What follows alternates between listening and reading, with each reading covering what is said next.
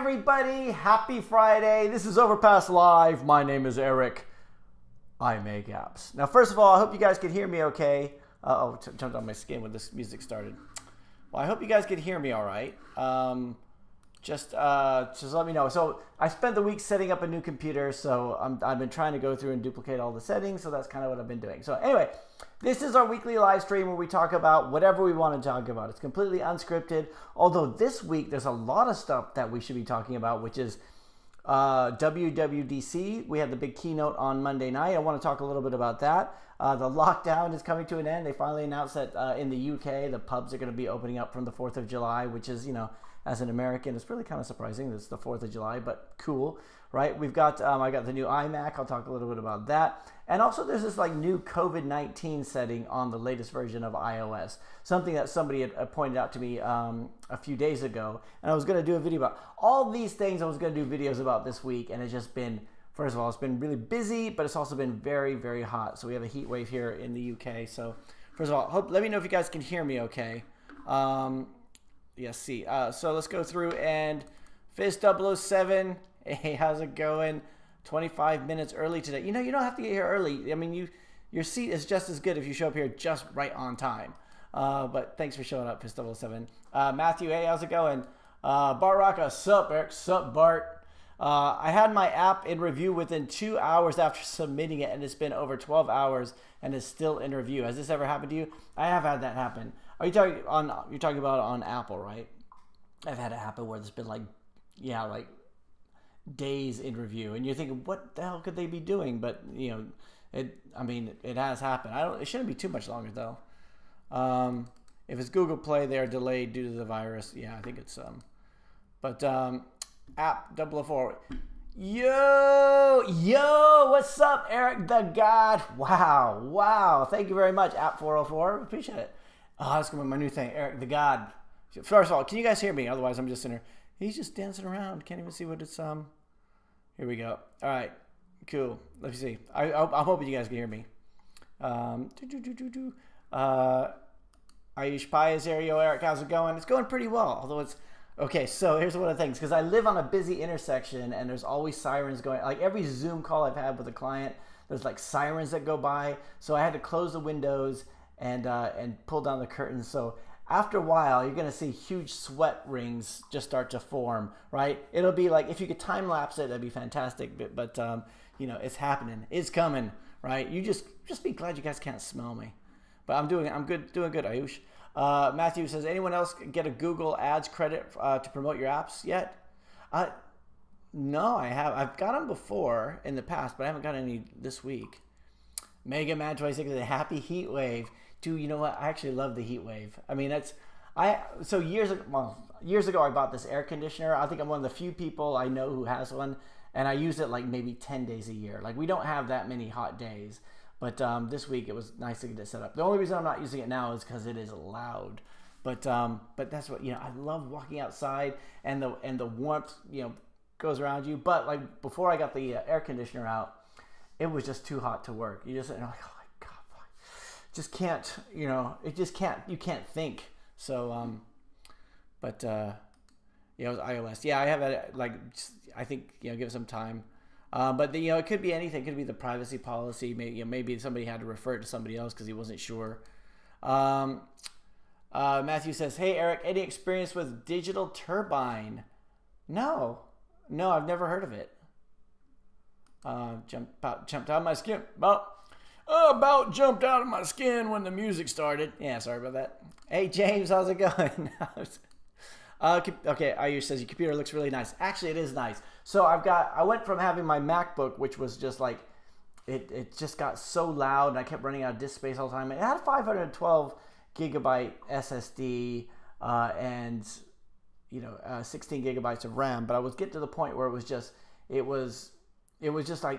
got sluggish. So I got this new iMac with 8 gigs of RAM, and like everything else is like 1 terabyte SSD, 8 gigs of RAM. But I did order 64 gigs from another vendor, Mr. Memory in the UK, and of course it should have shown up like on Tuesday, and it's Friday and it hasn't shown up. And they're saying, oh, be patient because of the COVID-19 and everything. I'm like, come on.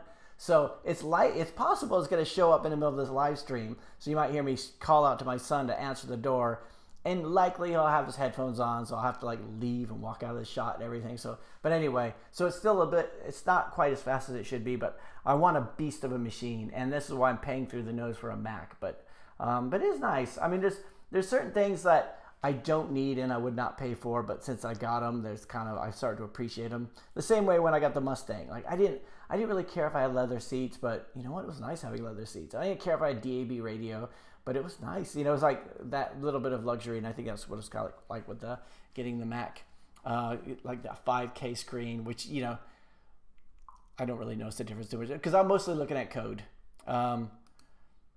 Yeah, the Mac is there. Mohad, hey, how's it going? Congrats, Eric. Thanks. And hello, Mirandur. Hey, how's it going, Mirandur? Yeah, the shiny new Mac. That's right, my shiny new Mac. I've been excited to work this week, except for the fact that it's boiling in this flat if I don't have the air conditioner on. Rupak Barman says, hi, Eric. Do you think I should do Google Ads for promoting my new app? And Google Ads help me to improve my app's visibility for some keywords because my app is not ranked for any keywords. Every time I say Google, the phone goes off. I think Google Ads will help you improve your visibility. This is one of the hard bits. You need to get people in there using it, because it used to be you put something on the App Store and people might find it. You know, it will show up in the rankings, but now it's so hard. You do have to do some ads. Now, whether or not you use Google Ads as opposed to Facebook ads or some other ads, it depends. Now, Google Ads for me have always been way cheaper, so it's been much less experience because we all have apps that can host these ads. So like basically you're putting an ad for your app in other people's apps, which is fine. We all agree to it. Try to go with the lowest bid you can, which means the rest of us make less money, but that's just kind of the way you do it. And go for low cost countries if you want to get those numbers up. If you have something that's really niche and specific, then Facebook ads might work better because then you could target those certain people. And if you have a paid app, and of course you can do more with those. But yeah, I mean, I think you should use some sort of advertisements if you have the budget for it. If you don't, you need to think about how you're going to get in front of people in other ways. Top Video says, hello, Eric. Is there a solution for ad mob limit? What I would do, is there a solution? Yeah, I mean, because people get this all the time. I mean, one of the things I remember talking with somebody before, they said what he had done was he was just testing it on his own device, right? Not doing the ad test device ID, and he got flagged for, got it limited or flagged for invalid clicks, right? So what he did was he just put that in there and release another burden and get them to review it again. I mean, that's the one thing you need to do. You can't go in there and say, okay, I made a change. I mean, even just make any change, put it in there, and then get them to review it again, right? What you need is that event to actually kick it off. Yo, Cord Funk, how are you? Marish Asuyam says, nice Mac. Thank you very much. Dude, so this is what, I've got my desk set up the way that I want to. And the only reason I haven't done a video about it this week is because I've been looking at so many people saying, hey man, I want to show you my setup. And they've got this minimalist Mac setup over here. But I got a phone holder for my old iPhone so I could constantly be testing on the phone. I got my old Android phone here. And then the MacBook and everything, and I've got my iPhone here. And you know what? I am not an Apple fanboy. All evidence to the contrary, right? But it's just I have all this stuff. So Moha says, can you talk about AdMob ad serving limitation issue? Yeah, that's one. I mean, we get this question a lot, and a lot of people have had that. I think you should release something again, Moad. Charlie, hey, how's it going? Hope you're doing well, Eric. Amber told me you had moved out of Boston House. Gonna miss you, buddy. Yeah, so yeah, Amber was working with me at Amber and Charlie working with me at Boston House, which is the old office. And since I moved into the flat, which I'm just permanently working from the flat now, which I like. It's kind of nice just to get up in the morning, make some coffee, do some exercise, sit down at the computer, know where to go. It's just it's like it's coincides with lockdown, but it's completely just moving out at the exact same time, at the right time. Fist007 says, gotta go, guys. No, wait. Okay, we'll see you later. Have a nice weekend, y'all. Okay, Fist007, why do you have to go? Well, share it with us. He's probably already gone. Moad says, on June 18th, I received a notification my AdMob account with ad serving has been limited. I do not know why. All of my apps are published on Google Play, so the traffic comes from Google Play. Yeah, I mean, we see this a lot, and it's... so what I would do is check to make sure that you're doing... in your test versions, you're setting up the test device ID, so you don't have so many things coming from one. And then also it could be something to do with... I mean, I've had this before... And it's been so long since I can't remember what I did about it, but I think it did coincide with the people who were putting the device testing ID in there and then resubmitting another version and getting them to review it. I mean, this is one of the things. So I've gotten ads, not suspensions, but I've gotten temporary stoppages mostly from placements. I've gotten some because they said they're limiting it. And basically what I would do is make a change. And ideally put the device testing ID and then resubmit it. Because it could be the fact that you were testing it and you have all these ad impressions on one device and it looks suspicious. So just make the change, submit it, go through and go into AdMob and say reevaluate it. Mr. White, hey, how's it going? How's it going, Mr. White? Rupek says, how much time will it take to update Google Play Store's ASO, App Store Optimization? I've heard of it. Yeah, I do know what ASO is. Basically what you're doing is it's not like something that you update. You're constantly optimizing your store page, and it really depends on what you're changing it to and the keywords that you're going for. But usually, like what it used to be that I wouldn't see a change in the ranking for at least 2 or 3 days, which is tough because you want to go, you're testing something out, you want to see if it works, so you're just constantly watching it for a few days, and then whether or not it works, then you might go through and change some stuff, but you don't know whether or not it's actually worked until there actually is some knock-on effects. What I would do is I would put those keywords that you're trying to target into App Annie, and then that way you can see the progression over time, and maybe like once a week or so, just check on it and see if it's made any difference at all when you made those changes. Because it will say when the change was made, and you could track those keyword rankings in the App Annie, the free version. And we've done that many times here on the live stream. Matt Glover, hey, how's it going, Matt? Afternoon, hope all is good. All is good, thank you very much. Peak Ridge from last week. Oh, cool. I like the new avatar. It's really cool. Let's see. How much time on take ranking keywords? Yeah, we just talked about that one. Ayush says, what are your thoughts on Oh, yeah, by the way, Rupak, I know it's cool that you asked a question more than once. I totally would, but I try not to ignore any questions. However, if you know that I've missed your question, by all means ask it again. But I do try to answer every question. So just so you know. So Ayush says, what are your thoughts on the iOS instant apps that were shown at WWDC? Okay, let's talk a little bit about WWDC, because I watched that keynote. I didn't watch it on Monday night. I watched it on Tuesday morning. And it was, at first, I get really excited about this. I mean, you have Google I/O and you have WWDC. Google I/O is obviously the Google one, and WWDC is the Apple one. And every year I think the same thing, which is Google is more targeted towards developers and Apple is more targeted towards consumers. So they're talking a lot of stuff about the changes to Apple Watch, the changes to the iPad Pencil, iOS 14 changes, a lot of stuff. As a consumer, I'm thinking, oh, that'll be cool, right? But as a developer, I don't really see a lot of benefit I could get from that.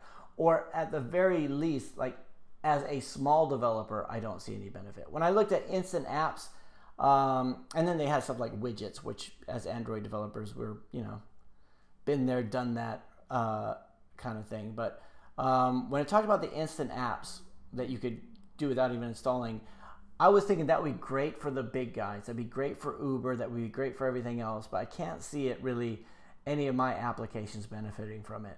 I mean, it was, it's, because it's a bit like, the Google speaker, or the smart speakers, right? When you ask for something and it's associating a certain app with what you asked, that's going to go to the big guys, right? If it's something you haven't installed and you say, whatever, you're going to ask a question about the weather, sure, it's going to go with their own weather app as opposed to your weather app. Or if you ask about anything like that. And I get that impression every single time. Like, Apple is not interested in the little guys, right? It's that's why the App Store is so difficult. However, Google Play is getting that way too. Android is definitely getting that way. A book that I just started reading this morning was Russell Brunson's Traffic Secrets, Expert Traffic Secrets. He's got the .com Secrets, which was a very good book, and Expert Secrets, and it was the Traffic Secrets.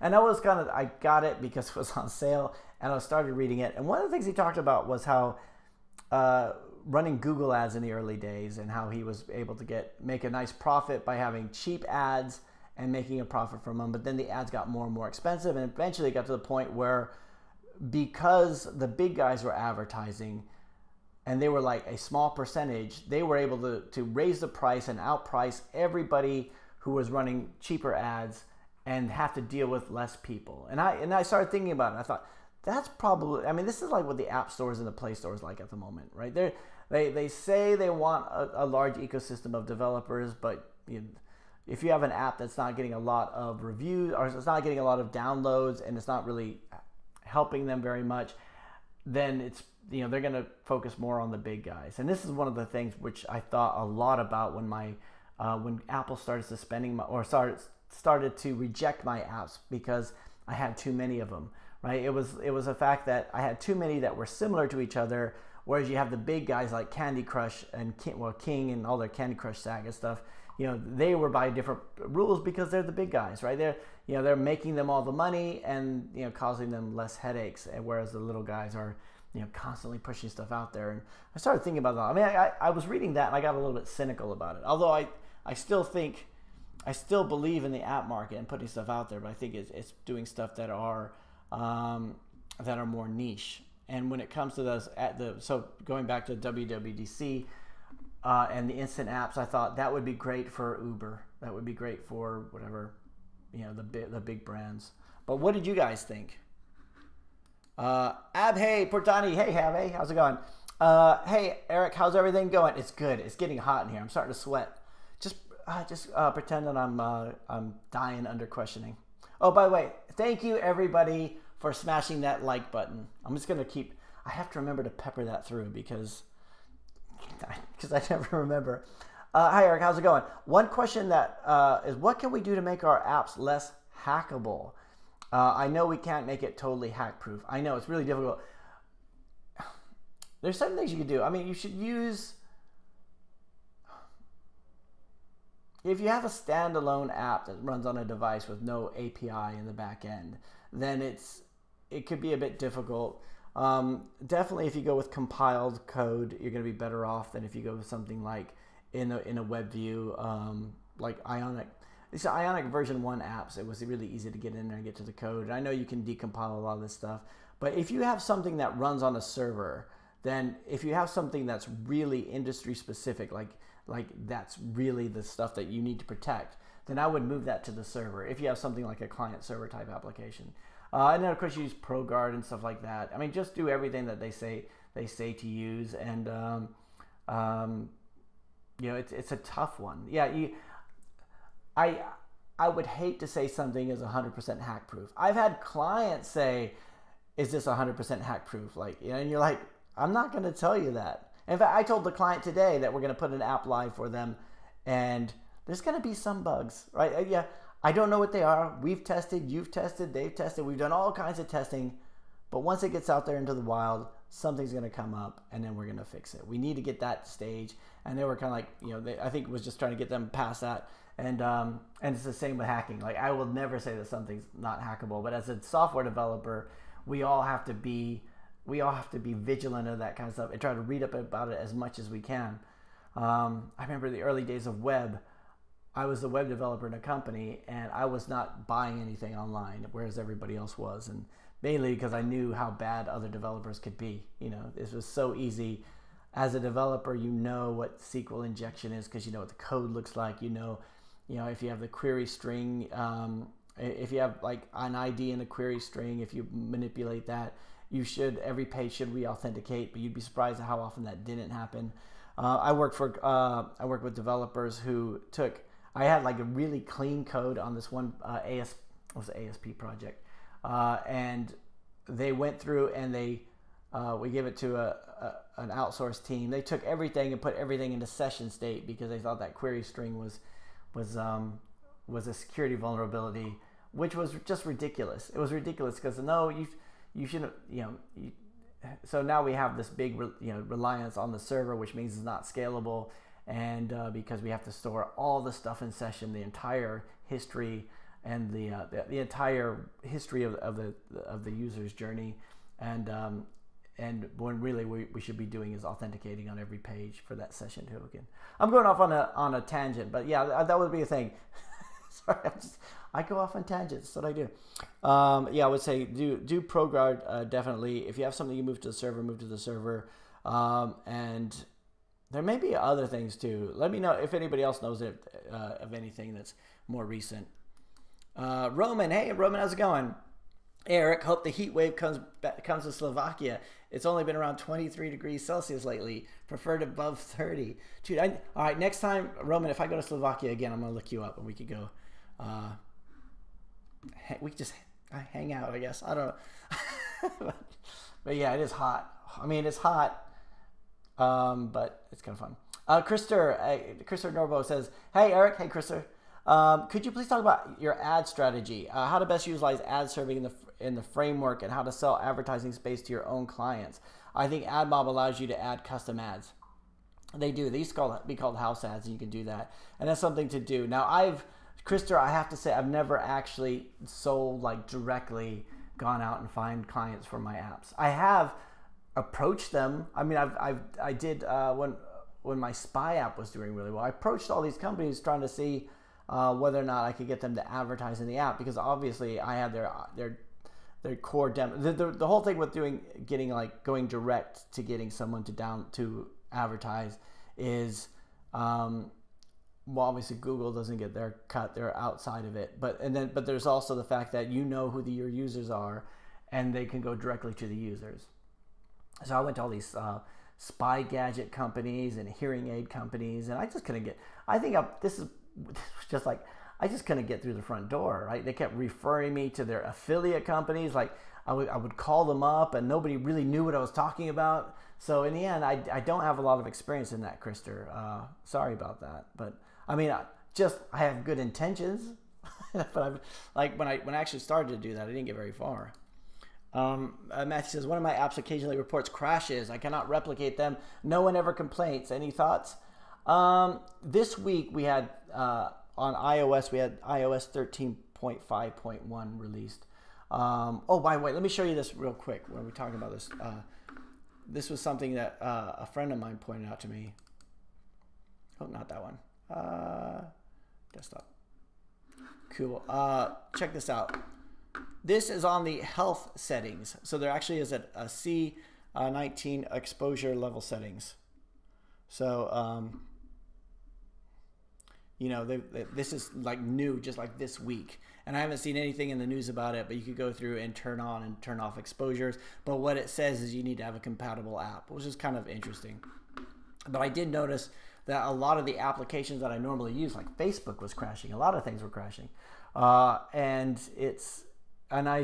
assuming that the crashes are on iOS, because for me, most of the time, the crashes are on iOS. In fact, today, like 2 hours ago, I was talking with a client where all of a sudden the app started crashing for a certain amount of time.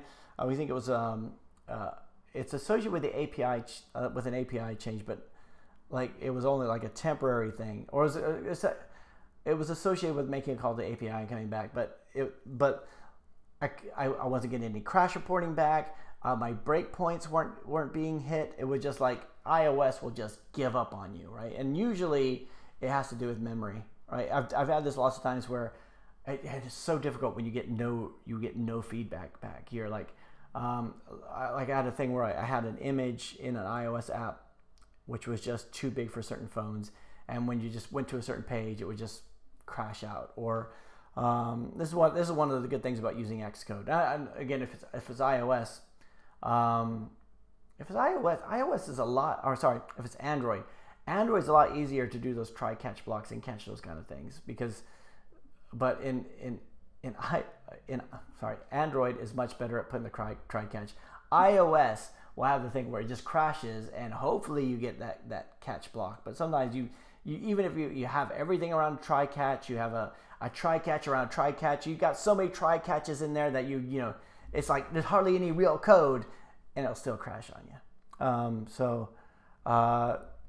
It's a difficult one. If no one ever complains, I mean, you know that it's happening. So a lot of people aren't going to be bothered to complain. I mean, that's never a very good excuse. I once read I just babble on. I once read a book on customer service, and they said like less than 10% of people will complain about a defunct piece of equipment, or unless they paid a lot of money for it, or like if an app doesn't work. So if you have even just a few people complain, you should assume that there's more people who are frustrated by it or getting a bad experience by it. But I am right now. I am stewing in my own juices. Apavelli, hey, happy Friday, Apavelli. Hey, Phil J, yeah, nice setup. Thank you very much. I am such the Apple fanboy now. You know, I'm just gonna start to.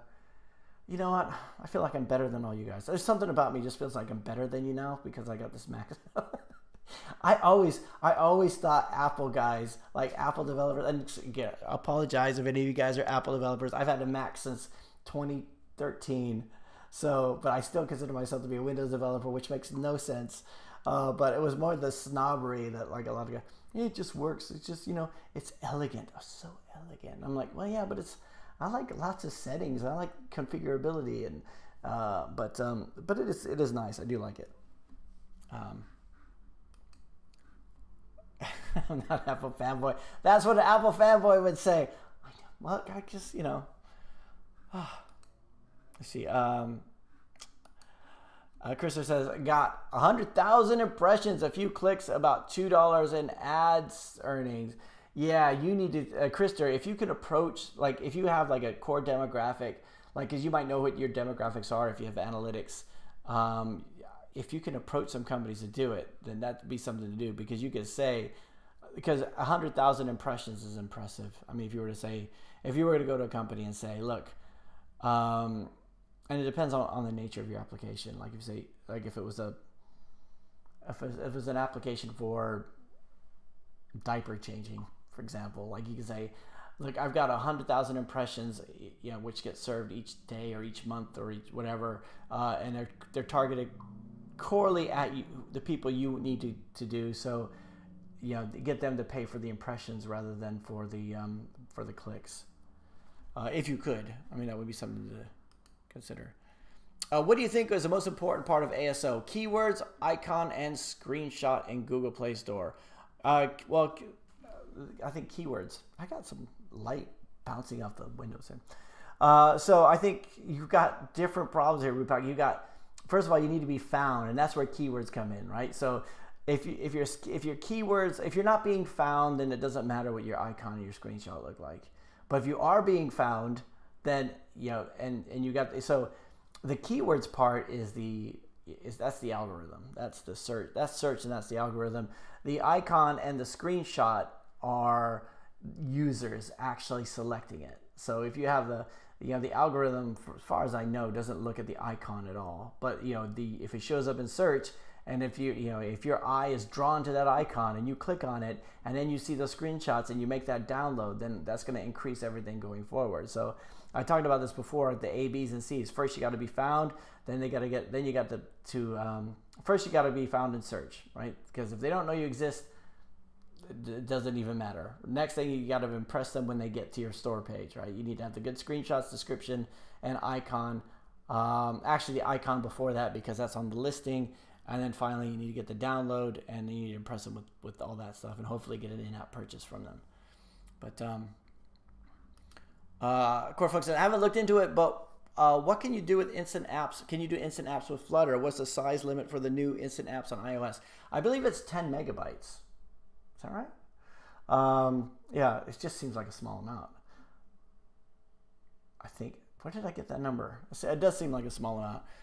But I don't know if you could do it on Flutter. I mean, I'd imagine it'd be, because it was just this week, it would take them a while to catch up. Muhammad says, hi Eric, HKW frequent. I can show rewarded ads to users. HKW. God, is this an acronym I should know? How has it been? So I can show rewarded ads to users. Yes, you can show rewarded ads to users. I used to use rewarded ads through Vungle, but I never really made much. I made like nothing from Vungle. It was like, it's like everyone and all the people, like all the app gurus. I had people even, they give me a consultancy call and tell me, oh no, Vungle's, their ECPM is, whatever. So I've made you all this money, and it did not materialize for me. But I did use rewarded ads with AdMob, and even then, it wasn't huge. Like they still had to click on the ad to get through it. I mean, I was showing the rewarded ad, but I wasn't making a lot from that. Ayush says, sorry, that was rude. Hey Eric, can you take a look at my iPhone calculator app again? I added a promo. Can you give me feedback on that? Let's have a look. I'm just gonna have a look on Play Store. I'm gonna show you my screen here in a minute. Actually, this computer is a lot faster, even with the 8 gigs of RAM. Here we go. All right. So iPhone calculator, I use by apps. Oh, yeah, this looks a lot like this. Was this here before? This, okay, so I know we're looking at the icons, which are to look like that, but look at that. That's like exactly the same. 26th of June, 1.3.6. This looks like, is there any kind of,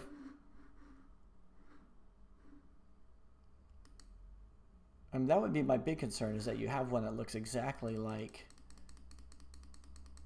even the icon looks the same. Like, even, like, you guys can hear me, right? I mean, like, who's copying who here?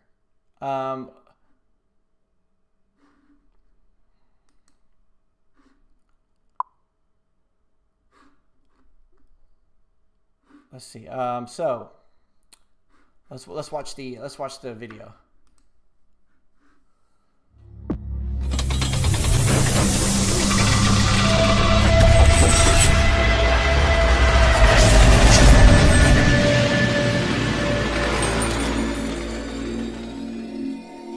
That's cool. That's really cool. It's a bit long.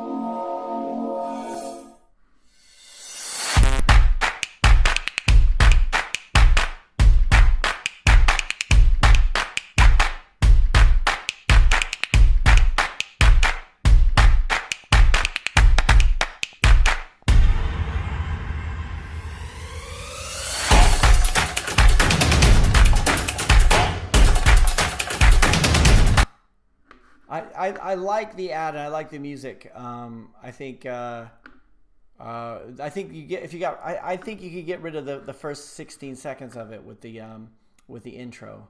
And I know I'm always getting people are always talking about my intro, like it's too long, dude. And I totally get it. Like, but that's something to do. So you've had the you've had the orange banners on the top first, huh?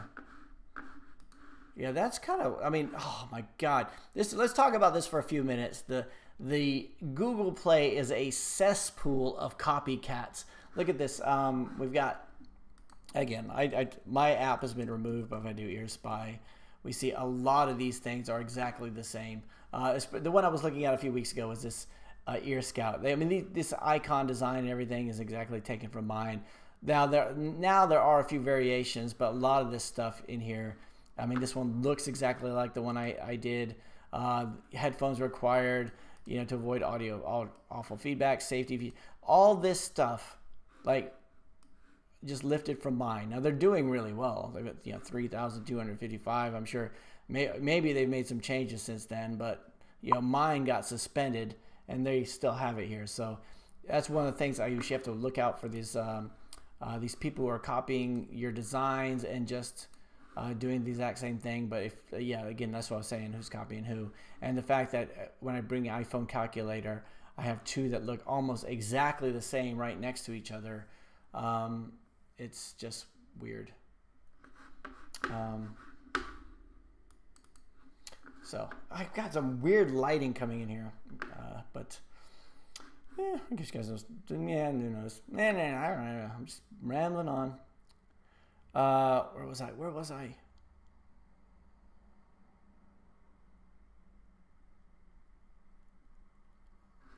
Okay.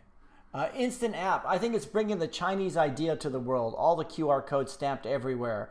Used with that all-in-one app that China has. I definitely think it has something to it. Yeah. I mean, maybe. I need to think about the China thing. I mean, I still think it has to do with like just the big guys. And yeah. A lot of the times, I compare this to when Internet Explorer was a top dog. Internet Explorer would come out with new features. Well, I guess it was Internet Explorer and Netscape. And Netscape kind of started to die off. And for a short time, Internet Explorer was the top app. And I remember when Internet Explorer 5 came out. They came out with loads of new features. They used client-side VB script. You could do HTML applications, HTA files, which was actually like you could create a desktop application through HTML and run it and all this kind of stuff. But when you got to the cross-platform development, none of that mattered. And this is kind of one of the things I think about. If I have something that works on iPhone only, am I going to announce it as iPhone only? The only reason Apple Pay, I think, is taking off the way it is because it's right next to Google Pay, right? It appeals to everybody. And if a company's going to invest in that infrastructure to actually do it, then they want to appeal to all those different users. However, I could be wrong. I mean, dude, man, I'm sitting here sweating in my flat. Thanks, Christopher. Theo Taylor. iMac. Yeah, I know, man. It's my iMac. Let's see. Cornflakes. This is my attitude to new apps is that if you're doing anything that's actually new, it's probably not worth the time working on a new website at the moment. Oh, if you're not doing anything new. Okay, got it. Let's see. Roman said, good, you reminded me. Smash the like button now. Thanks, Roman. Thanks, everyone, for smashing the like button. This is, yeah. Fami, hey, Eric, good day. Hey, good day, Fami. Whew. Ahmed, hey, Eric. Hey, Eric, how are you? Dude, I'm fine, right? Good. Thanks, Ahmed. All the caps. I was just saying that all the caps, not because I'm singling you out or something. Julian, hey, how's it going, Julian? Instant apps, but I do think something introduced now to get more market in China and have them pay through their frameworks instead of through that other app. Damn it, can't remember the name. Are you talking about the other app being? It's not. You're talking about Alipay, are you? I mean, Chris. It sounds like you know a lot more about what's going on in China than I do. Let's see. Ahmed says. My AdMob ads limited. How can I fix a problem? It says invalid traffic. I am not clicking on the ads myself. I don't know what's going on. Let me ask you, Ahmed, did you set up a device testing ID when you were setting it up in your code? When you were actually running through it, are you getting test ads in your emulator? Well, you should be getting them in your simulator, but are you getting them on your test device too? Because that was something that I know has come up a few times.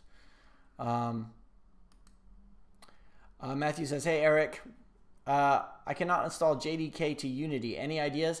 I do not do any. No, I don't. I haven't done any Unity development. Although this week I did set up Unity a couple times because I've got an application I need to make a few tweaks to, and I was trying to see whether or not I could just load it up in Unity. But no idea. Usually in all these IDEs, you just go into preferences and you should be able to specify the location, or sometimes you have to put the Android _home in your path or Java _home in your path. But I don't know enough about Unity, unfortunately, Matthew, to be able to say that. Baidu, the name of the Chinese app, I think. Oh, okay. Rodrigo says, Apple just catched up with Google, widgets, picture-in-picture, etc. That's true. Yeah, the picture-in-picture thing, that was another thing, which I thought, I'm sure I've seen that before. I know it's on iOS already to do some applications, at least on the iPad. Develop AS3 says, do you think silent mobile OS update with Kung Fu tracking is an invasion of the privacy? Oh, do you think a silent mobile OS update is an invasion of privacy? This is one of the things I was talking about. Now, one of the things, if I showed you, let me see if I can get it working on my test device here. Oh, just a second. Because I wanted to do a video about it this week, and I've just been unable to do it. Well, let me see if I get this.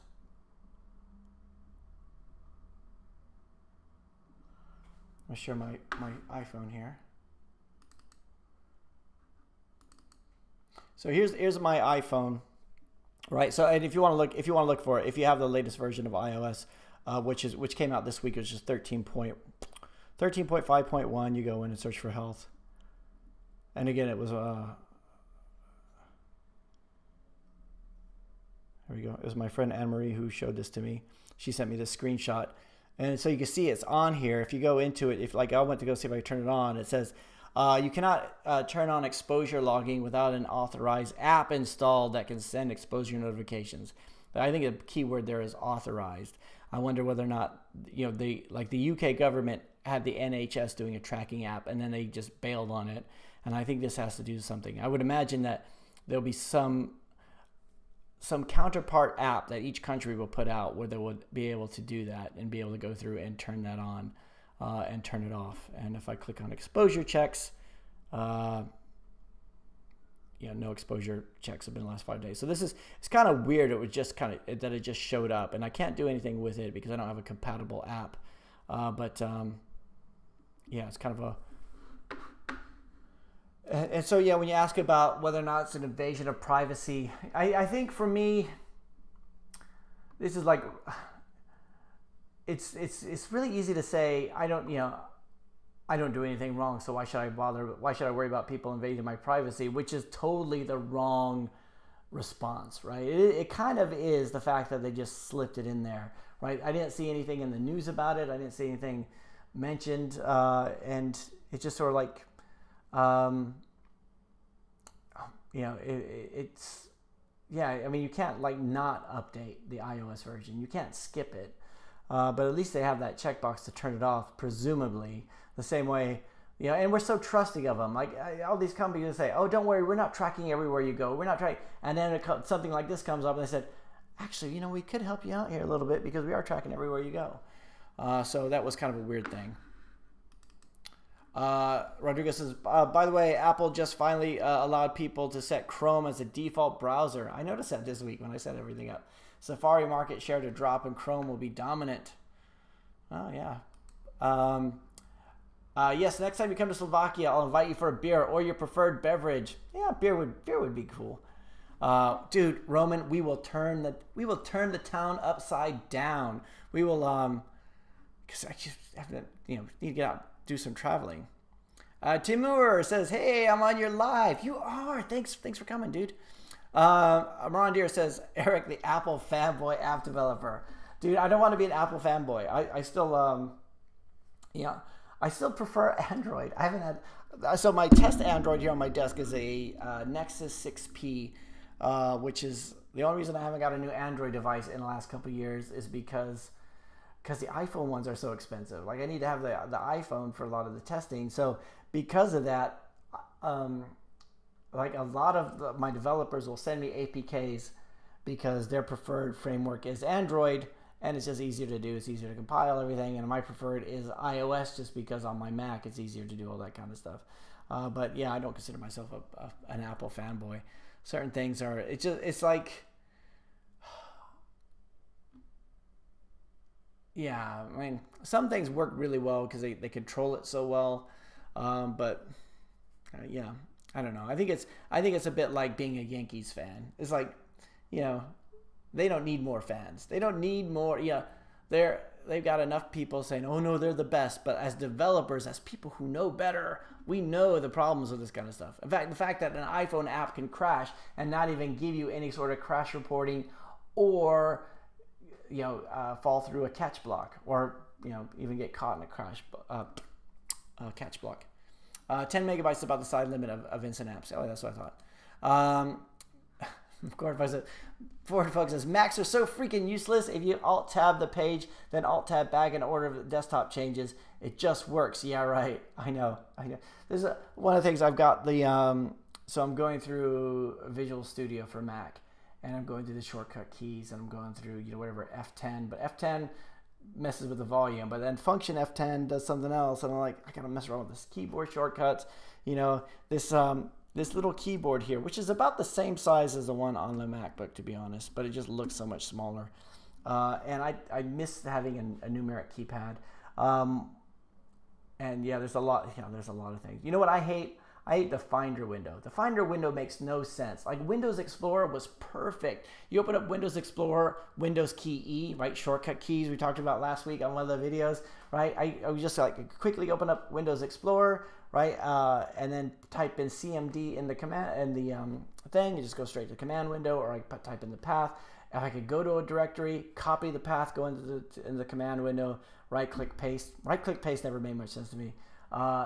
And it's like Windows Explorer was way better than Finder. Finder, what a stupid name. Like, what are you going to do with it? You're going to find things. Let's call it Finder, right? And if I have 3 or 4 Finder windows open, and I right-click and say Reveal in Finder on an IDE, it will show me a different, it will open up the directory in Finder, but it'll be some other window. Like, it'll be behind the IDE, and it will show me one that I opened up like an hour earlier. Like, well, that's not it. So then I got to go through and find out which one it did. Did it actually work? Yeah, Macs are useless. But it's, but it's shiny. It's very shiny. If you select 1,000 files and right-click, the right-clicks info, whatever, it happens to 100 windows instead of a summary. Makes me so freaking mad. Dude, I know. Yeah, you just want to go, I want to select these 20 files. So you're going command, was it command or control? Let's see. Command, click, click, click, skip that one, click, click, click. So you're carefully selecting the ones that you want to drag into another folder, and then you click a little bit the wrong way, and then they all open up. Like, that doesn't think, maybe this guy doesn't want to open up 75 images at the same time. Maybe but it does anyway. I totally get you. Hey, Billy. Hey, Billy's here. How's it going?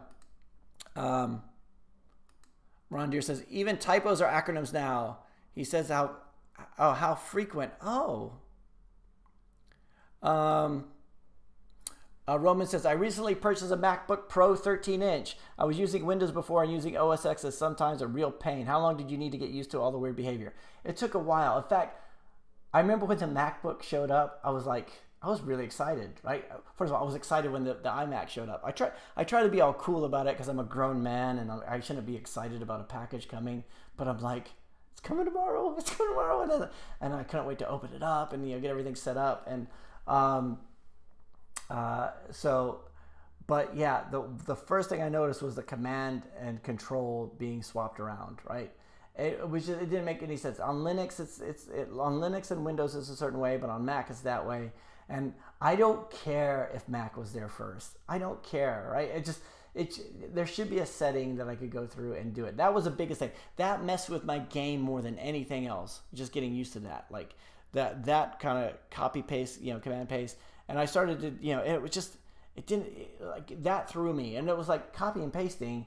When we talk about shortcut keys, I mean, there's IDE shortcut keys, which, they come and go, but copy, Command C, Command V, or Control C, Control V, that's a staple of everything, right? And Control Z to undo, and Control P to print, right? All that kind of stuff, and then they swap it around, so it's just like, you have to go, no, I don't understand it. And then, of course, here in the sorry, I'm having a little bit of a rant. Here in the UK, you have like different keyboard layouts than in the States. Why?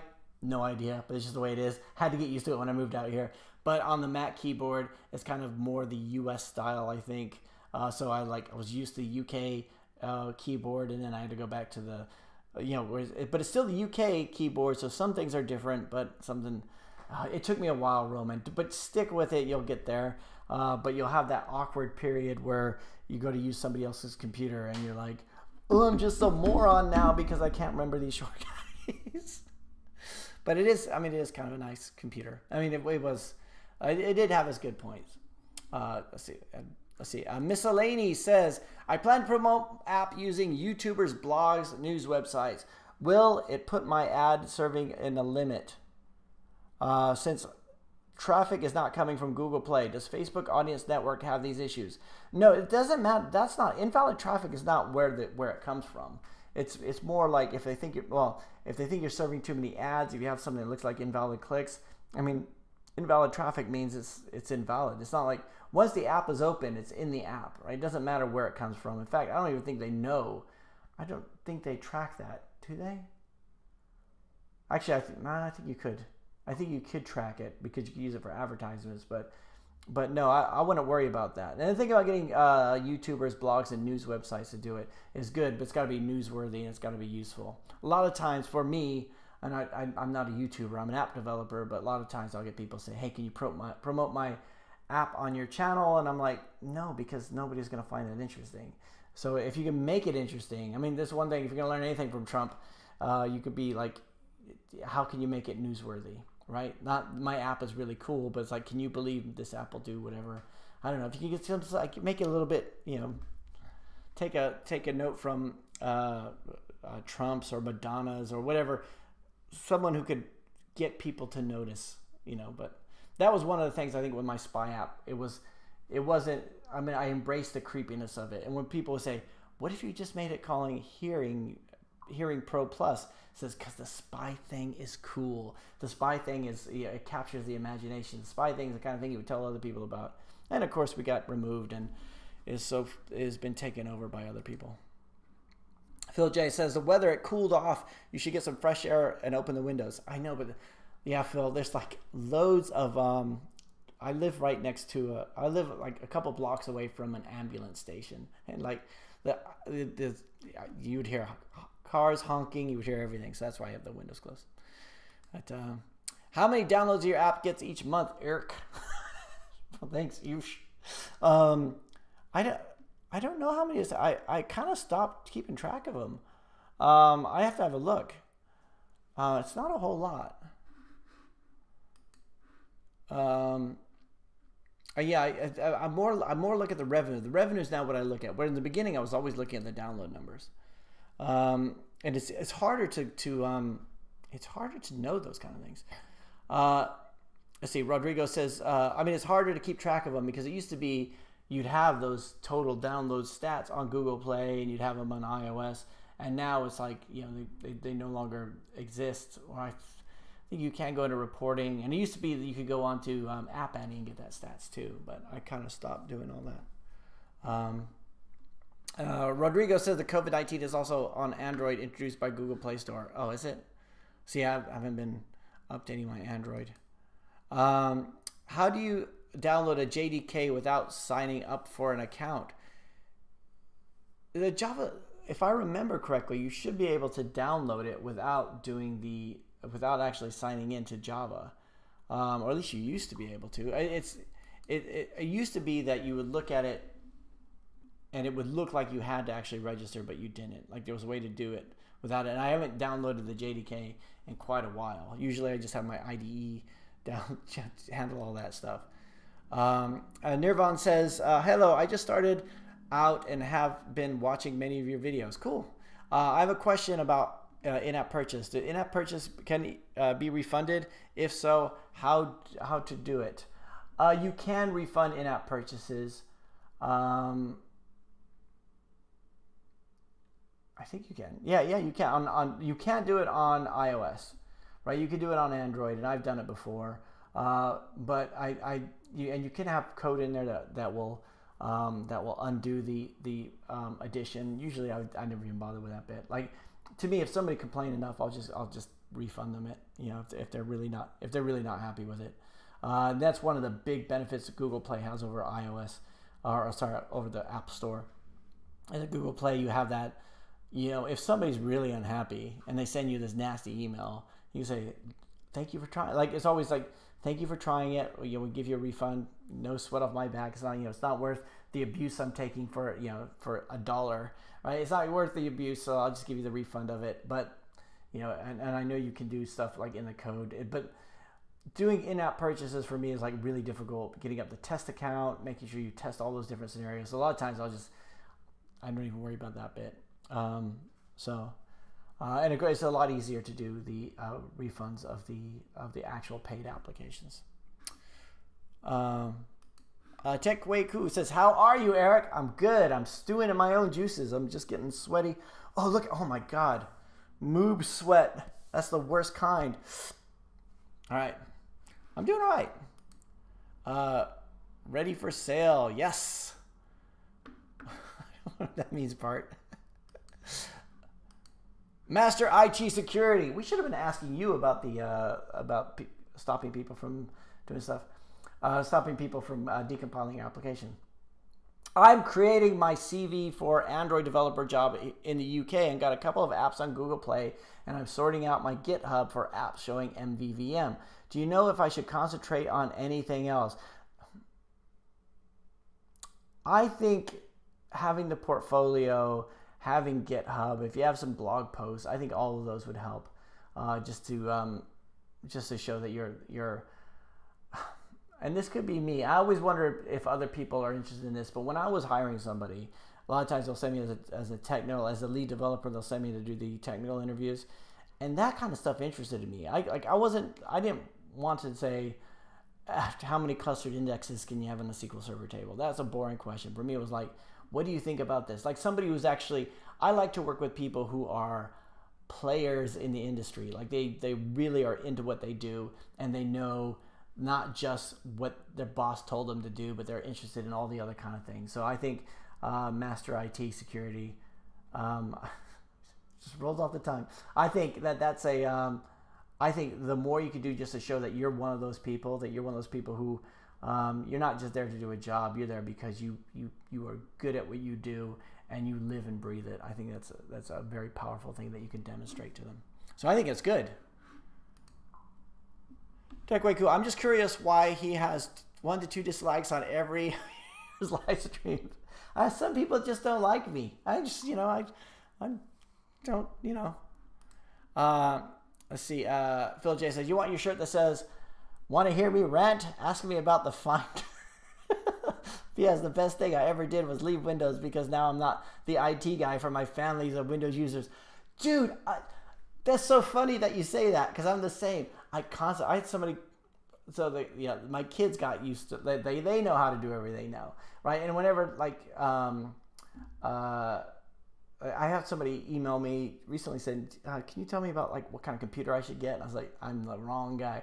Because if you're looking for Windows, then I've been far from it all. Yeah, I've been away from it for so long. But I would have neighbors come ask me to help them with their computers because I was Eric, the computer guy.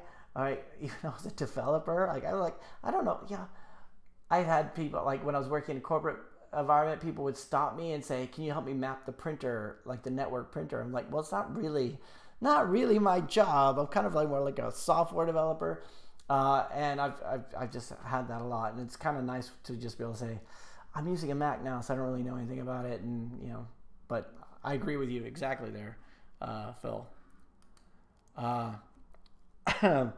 TechWayku says, are you pissed someone off? Am I? I don't think so.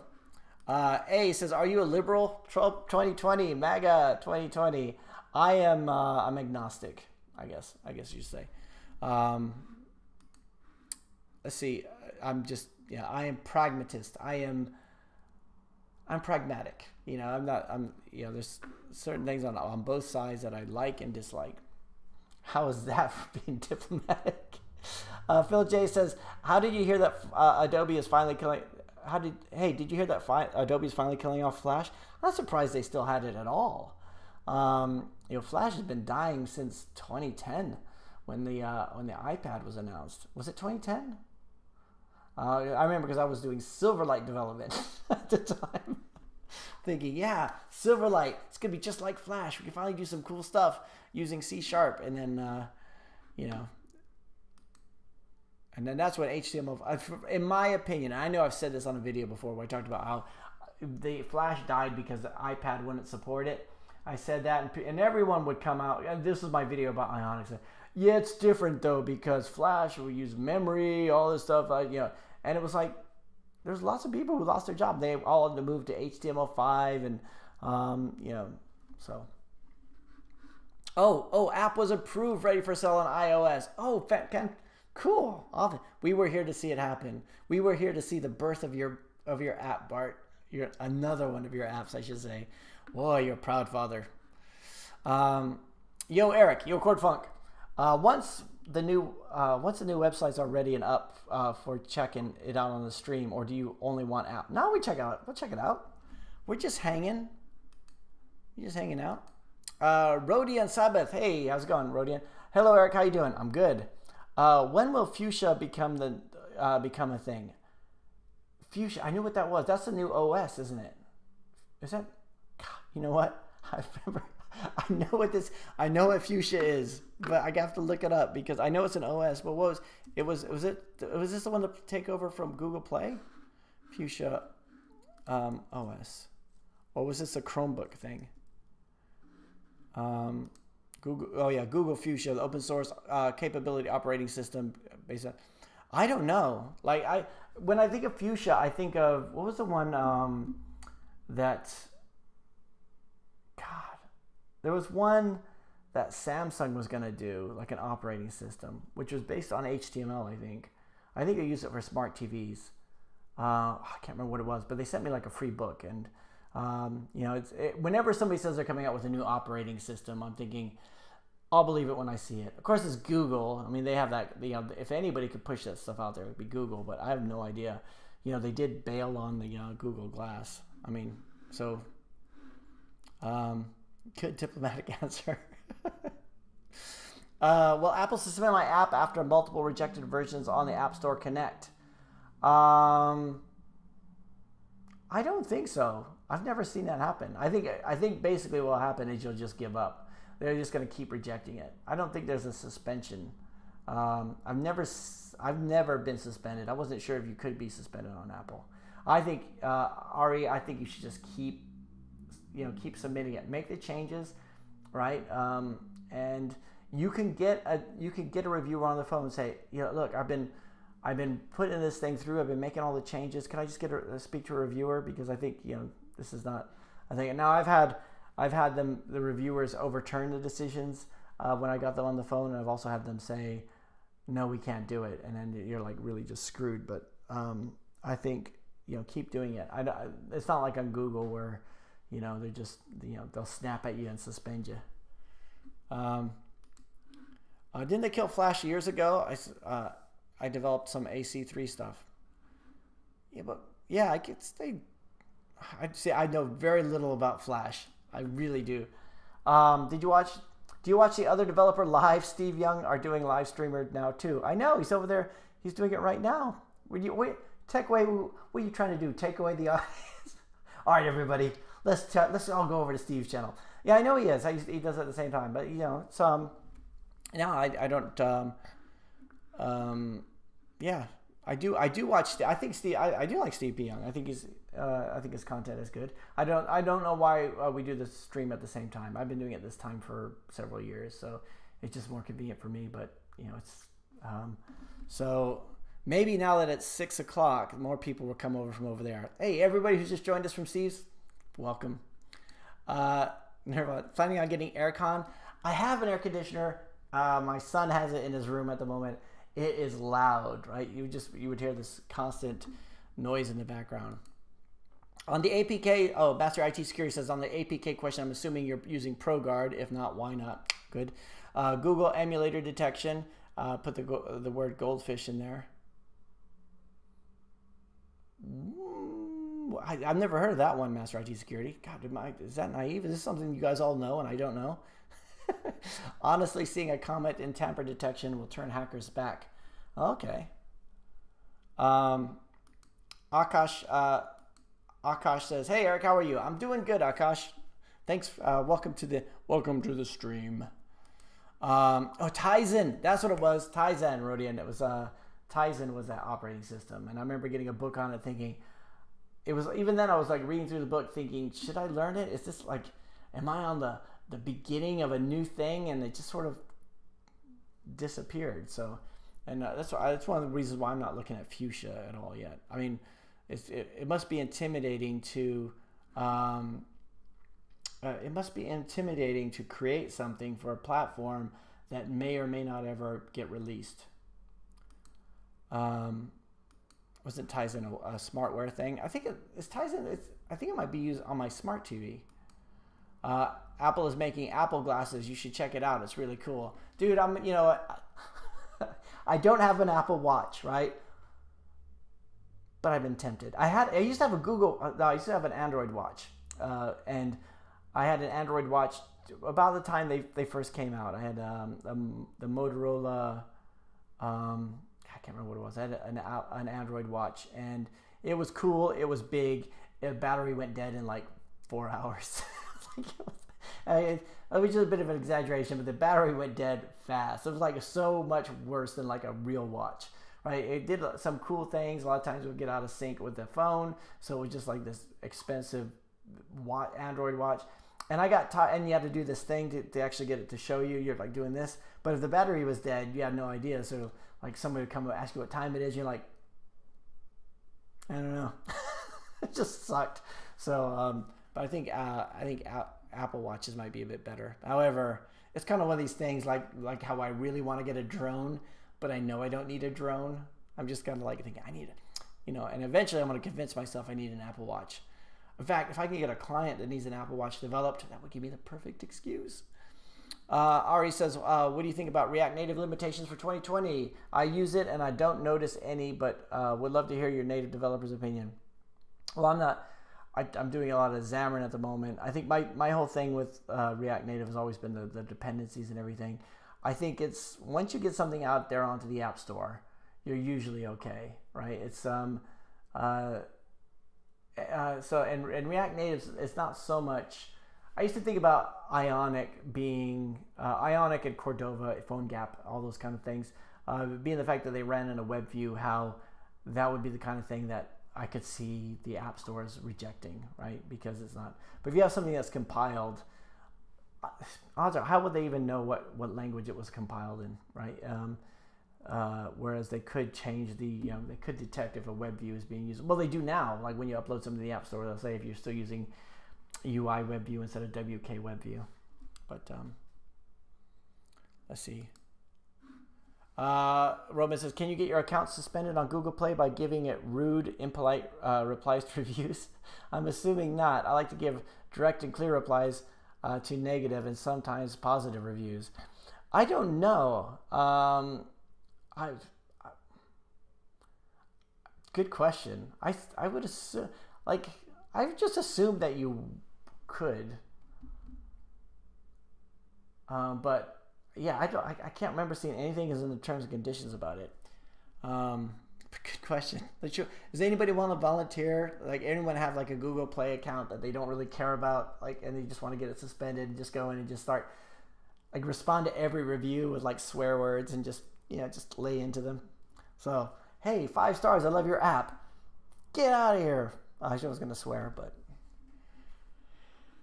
I won't do that on the channel. I think I've maybe sworn once or twice on the channel, and it's one of those things I think about. Should I? Because I swear in normal life. I'm like a sailor. It's not true, but I do. I have been known from time to time. Yo, Eric, yo, Cord Funk. I have some critic of your Instagram photos. Some of the pictures have major contrast issues. Text quotes are really hard to read. I will let Rowena know. Rowena does a lot of those stuff. I do some of them myself, but thanks. Boris Legovic, you, Eric, I'm on time. Dude, you're late. You're way late. we started like an hour ago, Boris. Ayush Pai says, Eric, they are completely revamping the Google Play Developer Console. It's really cool. Did you see it, the promo? I'm really excited. I haven't. I mean, last week, App Store Connect, they revamped their stuff. This is the time where all the new stuff comes out, I guess.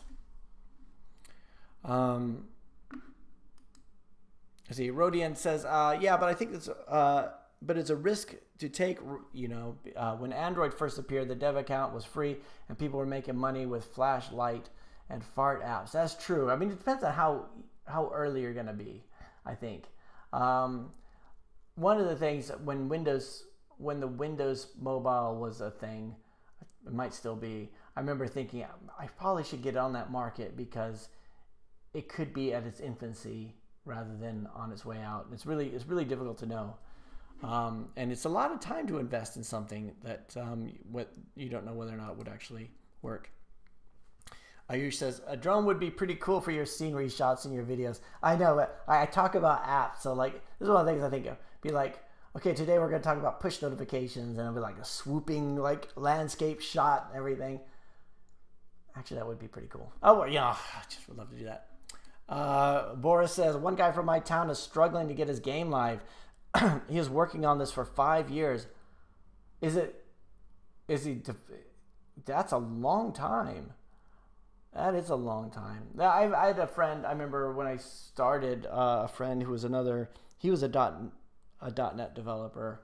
And I had like several apps out. I had already started the YouTube channel. I was getting, I was getting a lot of downloads. I was getting a lot of revenue from the applications. And he said he was going to put it on an app too. And he'd been working on it for 1.5 years. And he says another year and it'll be done. And knowing him as a developer, he was really good. Like he was just like I knew everything would be unit tested and as bug free as well. It would be like if anybody could put out something that was completely bug free, it would be him. And it would be very methodical and the code would be really well structured and everything like that. But 2.5 years to get something on the App Store and to find out whether or not it's going to work is a long time, right? You got to get something out there. There's like this happy medium between the two of them. There's like I wouldn't suggest anybody just slapdash get something on the market as quick as possible. That's really terrible. But at the same time, spending 5 years on something and not knowing whether or not it has an audience that's a long time too, right? Move fast and break things. Isn't that who said that? Is that an Apple thing? Might be. I'm such an Apple fanboy. Like it's Master IT Security says. Seriously, the goldfish is a thing to look at a Logcat when using a rooted emulator. You can have a simple function that says if build a hardware contains goldfish, check Stack Overflow. There's loads of info. That's awesome. I'm gonna have to look at this. I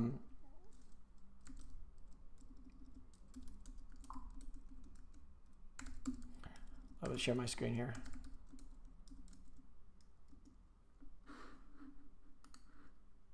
Oh no, that's just give me. So I'll be. I'll have to have a look at that. Thanks, Master IT Security. Rodrigo says, my drone is gathering dust. Would definitely lend it to Eric if customs wasn't a thing. Just fly it over here.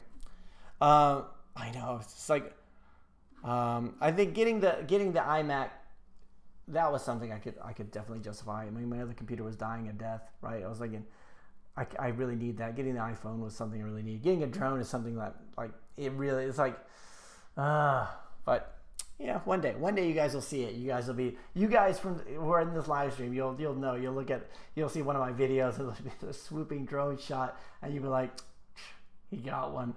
But I always think as soon as I get one, then it'll be made illegal or something immediately after. Boris says, can you share this Kickstarter project maybe? The demo is really good. Yeah, I didn't see a link there. But yeah, it's difficult to get the links through. And Rodian says, what do you think about Apple switching ARM to ARM CPU? Do you think emulation layer will be performant? Rodian, I've seen a lot of articles about this, about the ARM CPU on the new Macs and stuff like that. And I nearly put off getting a new computer, but I just really needed one because of the ARM stuff. And to be honest with you, I don't care. Like as a software guy, like I don't understand the difference. Like when hardware guys geek out about like new processors and stuff, I'm just thinking, is it gonna be fast enough for me to do what I want to do? Like I know more disk space is good. I know more RAM is good. I know good video graphics card is good. But a lot of the intricacies of stuff, I just don't really know. So for me, it hasn't been something that excited me. Right? I'm not a hardware guy. I'm more thinking about the software. Like And a lot of times, because we're doing things on top of the operating system, I don't really think about the bare metal code or the low-lying things, like even the hardware itself. I'm just doing the stuff. So I don't know. Do you guys disagree with that? Or am I just being... And part of me thinks maybe I'm being naive. There's nothing worse than being an app developer and you go up to people saying, oh, I got the new Samsung i9. Will it work on that? And you're thinking, yeah, probably, right? Or I remember, hardware people would talk about, like we would have the infrastructure people who would set up the servers, and we have the development teams, and the infrastructure people talk about, oh no, we're going to do full RAID backups, and they would use a bunch of stuff, which is really, really cool. But I'm more about like, okay, if I get a car, I'm more concerned with the upholstery and the cup holders than I am about what's under the hood, right? It's just like as long as like the experience is good, that's what I want. So, and then part of me thinks maybe I'm not like a real developer because I don't really care about that stuff. But see, Ayush says, I'm doing a client app for a pretty decently sized company in the 10th grade. Big flex. Ooh, nice. Big flex. Your videos are helpful, man. I really appreciate that. Let's see. Star News says, if you've developed an app for passive income recently, I have nothing new recently. And finally, Boris says, by the way, what do you think about the App Masters guy? Is he legit? He have a lot of advices, but it's strange why he did not create his own apps and he used SEO strategies instead of selling his service. He seems to know what he's doing. He seems to know what he's doing.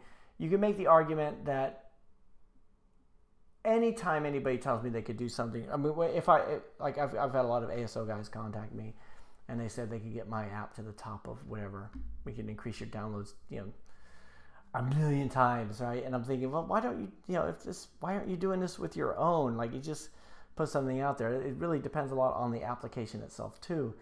But he does know a lot about this kind of stuff. So, but again, I've never hired him. So I think he's he does talk. He has a really good Rolodex. I mean, I know he's got like a lot of guests on his live streams and stuff, and I don't have any guests. I just sit here by myself, which is I'm so lonely.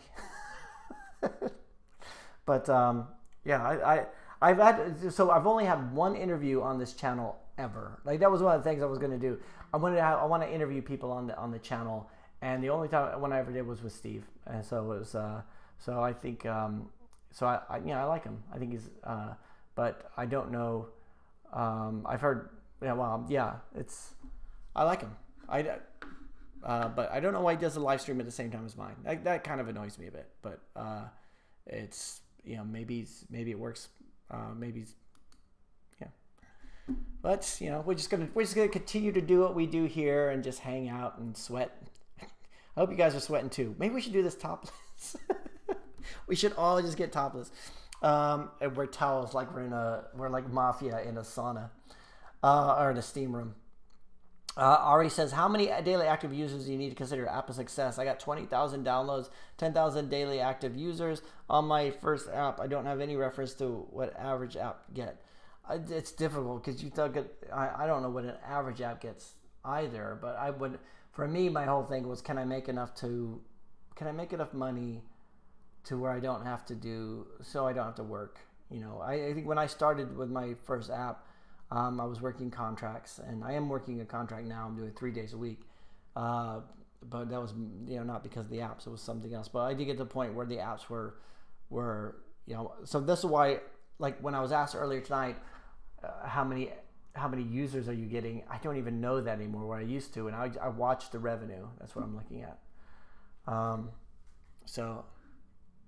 But Corflux says 10,000 active users is really good. Let's see. A says, who's a scam? Neil Patel. Every video promoting his course on SEO on ASO in some way, and he never shows numbers. What do you think about him? This is a really good point. Like, not showing numbers. This is something that when I started out, I did a video like one of the first videos I did, like back in 2014, was talking about the app gurus. And it was people who promise everything, They could tell you everything, and they don't show you numbers, right? Like one of the things I'm proud of is the fact that I can say, my downloads are down, my downloads are up. This is it show you my stats. I could just do whatever. Like I'm not a genius. I've just it's and for a while I was considering doing a course, just doing like a little ASO course, but the whole course, knowledge course and thing, it just I just don't like the idea of it. I like doing the live stream. I will start doing some promotions or some promoted videos or like some sort of affiliate links or something at some point when I get around to doing it. But I think that's really important. Like, show me the numbers, show me your stats. That's what you should always be asking, right? There's a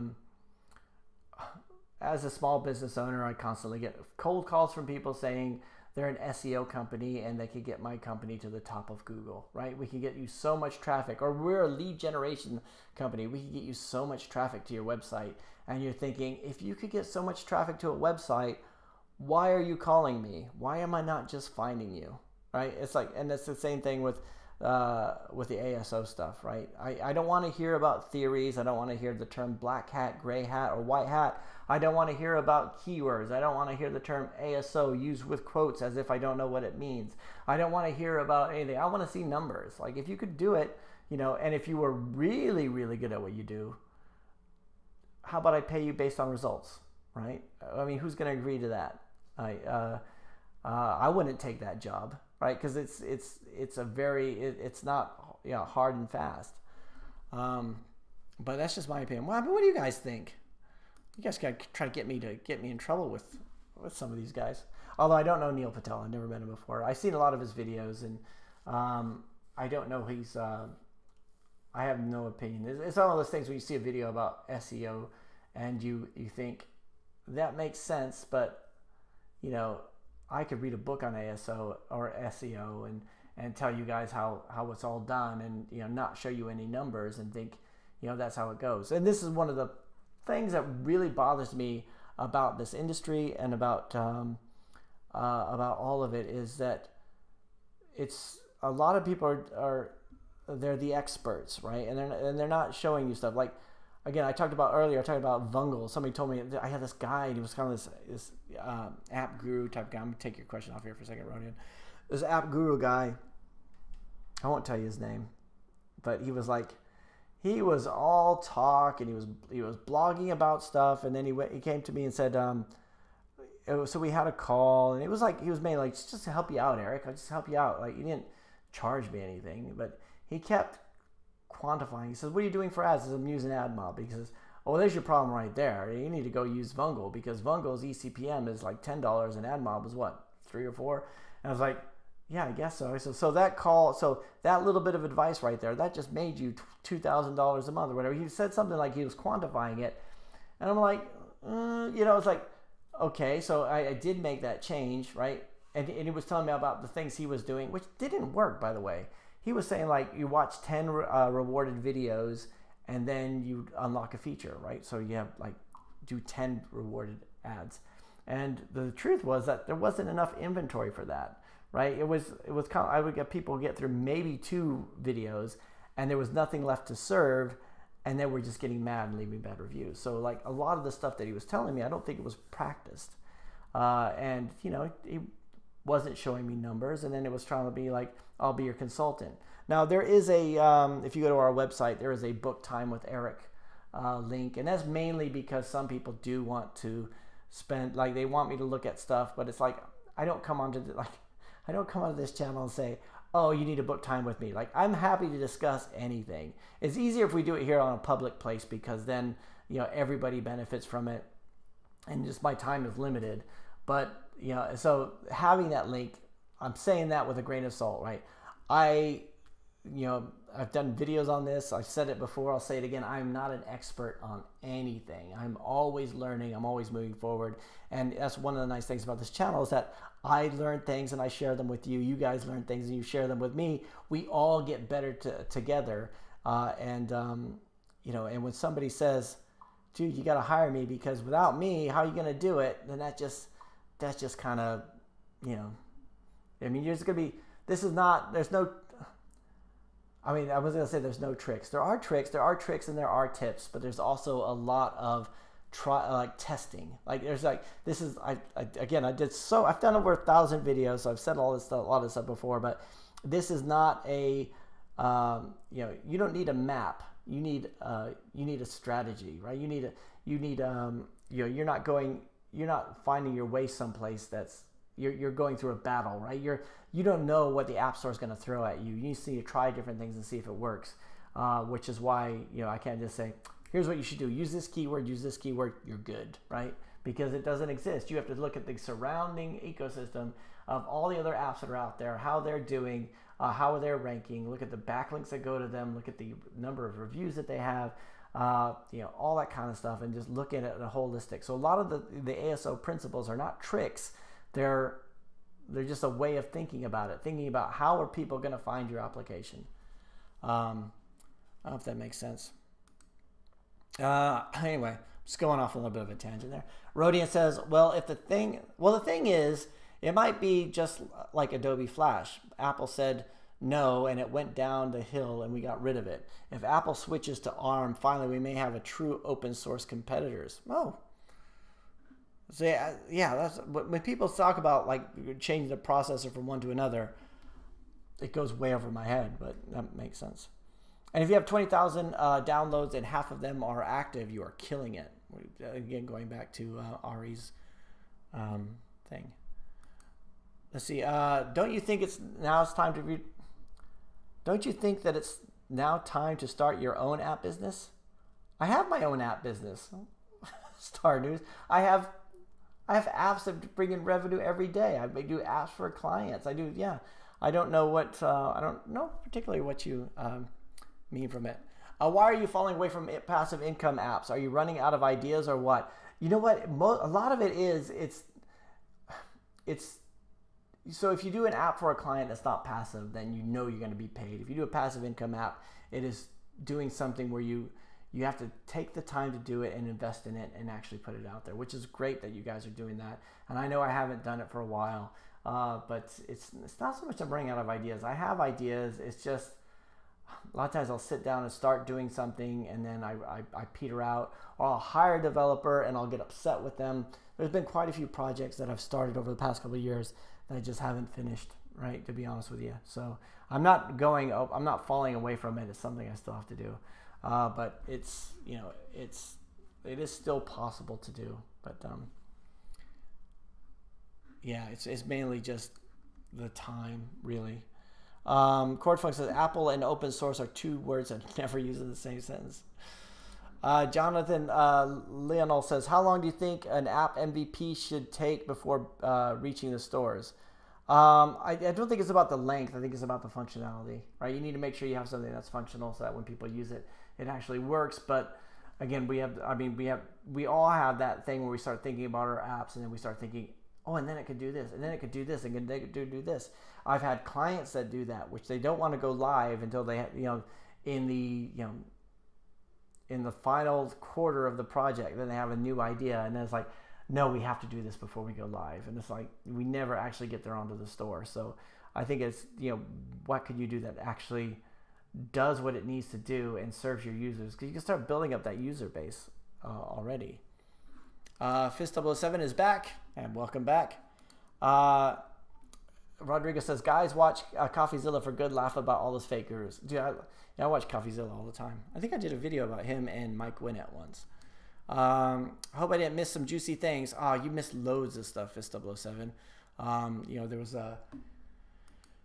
we were nearly robbed. A guy burst into the room and tried to rob us, and somebody, Rodrigo called the police and they came in. But yeah, you can watch it in a replay. Are you planning on getting the Mustang back anytime soon?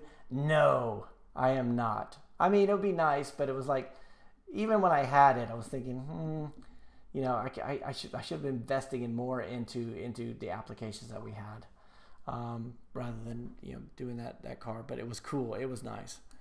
Sampura says, sir, I unknowingly violated the Google Play policy and my app was removed from the Play console. I've appealed, but no reply has been received. What is the chance of recovery? I would say keep appealing it. And when you say you appealed, how long have you waited before you got that appeal? You should get something back. I mean, one big app that makes you leave client business. Oh, yeah, that would be nice. I used to have one big app that it was like, and it got removed by Google Play. Yeah, that's, you got the little apps which you put out there and hopefully get a bit of traction from, which means the language learning apps. Those are the ones that are still out there. My big one was the Ear Assist and Ear Spy, and that was my big one, and it's been copied many times over. And yeah, I mean, and for years I was saying all I need is another one of those. But it's coming up with that idea. I don't think I'm void of ideas, and I definitely do not want to hear other people's app ideas and say we'll split 50-50, but it's a case of having the idea and then thinking, I need to sit down and actually work on this thing. That's what she said about the length. It's not it's about the functionality. Yeah, it's not about the length, it's about the functionality. An MVP can go from a month to several years. I think an MVP, yeah, it's all about the time. Some developers are fast, some developers are slow. Let's see. Philip said, "Oh, by the way, your son's video you put on YouTube was awesome. Thank you very much. We put it on the community page. That was something we were playing around with last week." And then we've got Rodrigo saying, "Police." Let's see. Morandir says, "What are those phone decks called on the stores?" What, these things here? These phone holders? Is that what you're talking about? I don't know. I'm just looking for like an iPhone holder. I've had this for years. This Android holder for the phone, and it's good. Like especially if you're doing Flutter, like they're good for Flutter and for Xamarin because you got the hot reload, and it's just nice to use a real device as opposed to the simulator sometimes. And especially if you're doing something where you do push notifications or Bluetooth, then having the actual device is good. And I'm constantly looking for cables, and I thought I just want a permanent fixture on the desk. What does it mean by AdMob limit number of ads shown? I even don't open the app after building it. I didn't do any self-click. Just the ads are on the app on Telegram. But I would. It seems like a lot of people had this question today. I talked about it earlier, but I guess I don't know the answer to that. What I said earlier was make sure that you have the developer device ID set up when you're doing the ads in development. And also, if you're serving too many ads, maybe you might be able to put the limit through on that too, on the through AdMob. Let's see. You can't leave client business is always a good source of income. It is a good source of income, but it is stressful. You are a fool to think you're of cutting an income flow. The ideal is to have both of them. Yeah, but you have some, like, there was one point where like the majority of my stress was coming from client work and the majority of my income was coming from my apps. And it was like there was definitely a thing there where I started to do that. But then when my big app got suspended, then it was like, ooh, maybe work a little bit more on this client work. And it's a nice thing when you're doing client work where you could you perfect your skills, get better at doing it. And a lot of times, and there's also times where I'm working with other developers and it's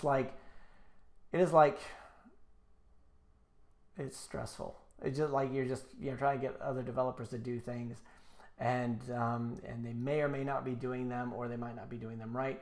Dude, okay, one of the videos I'm going to do this next week, hopefully, is like I had an interview with the development team this week, a new development team I've been working with, about the differences between development, staging, and production. So we've got an app that's going live. The client wants to add some changes to it. They're saying, oh, well, why don't we wait to make the changes before we put it live? And I said, no, we need to get it in front of users because there's going to be some bugs. We need to find out what they are, which means that our staging environment has to be set up. And they were like, they didn't even set up a stage. Like, I thought, it was just the kind of thing that as a developer, that development is development. Development is the thing that we treat like we just slap it around. We're constantly messing it up. We're trying things. We're rolling back. We're deleting the entire database, restoring it. We're deleting all the users, putting them back in. Development is development. Then you got staging, which is for the clients to test stuff out before it goes live, right? That's the, when they go through it, and we don't have to say, oh, this isn't working. We say, oh, that's because the developer was messing with the server. No, we shouldn't be able to say that, because staging and production is, you do not touch production until you do a release, right? Easy peasy stuff. Everybody knows this, but except for these guys, and it scared me to death. Yes, I want to buy them. Yeah, I just got it from Amazon, these phone things. Someone taking a one-time payment of 5 to 10K that guaranteed is smarter than spending 2 months developing something that may or may not pan out. Yeah, but doing that, but when you get that passive income, it's so much nicer.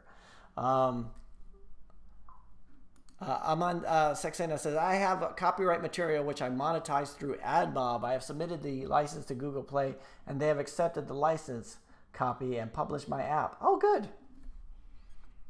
Sounds cool. Metallic W says, having ideas is great. Making them happen is another thing, and worried costs of development.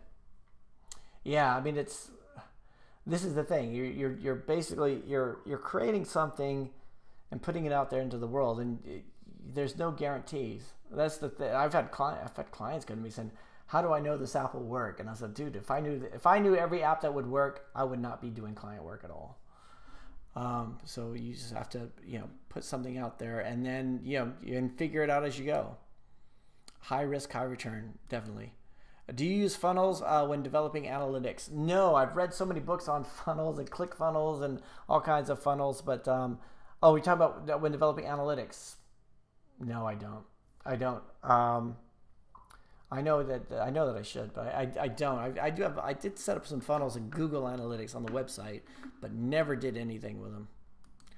Monica A. Hey, Monica says, hi, how would you describe a bad programmer? Have you ever worked with one? I have never in my life worked with a bad programmer.